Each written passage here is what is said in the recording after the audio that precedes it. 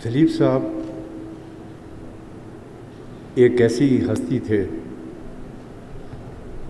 जिनको हिंदुस्तान की सरहदें कैद भी न कर सकी और वो बड़ी मोहब्बत से पाकिस्तान आए।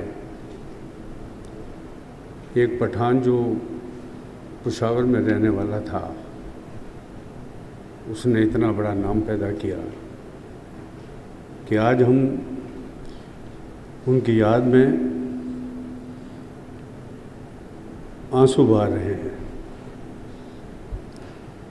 मेरी उनसे कभी मुलाकात तो नहीं हुई, जब भी वो पाकिस्तान आए मैं कहीं ना कहीं बाहर था, लेकिन इतना ज़रूर कहूँगा कि जब मेरा बेटा कामरान शाहिद हिंदुस्तान गया, लता जी का, शशि कपूर का और दिलीप साहब का इंटरव्यू करने के लिए,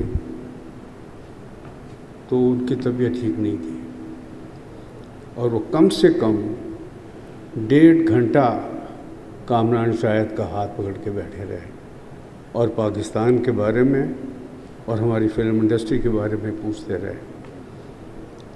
और उन्होंने ख़ास तौर पे मेरे जैसे एक अन्ना आर्टिस्ट को सलाम भेजा ख़ास तौर पे, और ये कहा कि मैंने उनकी सिर्फ़ एक फ़िल्म देखी है वीडियो के ऊपर और उसका नाम है अमराव जानदा।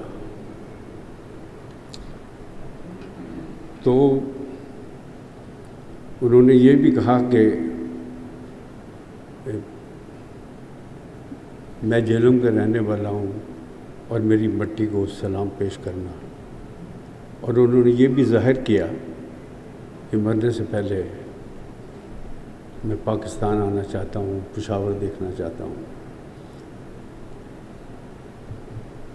उनकी पर्सनालिटी, उनकी अदाकारी, उनका फ़न जब तक ये दुनिया कायम है वो रहेगा। और किसी न किसी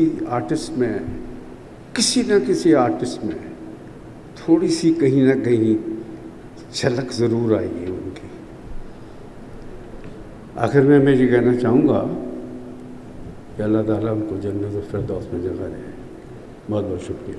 दिलीप साहब के बारे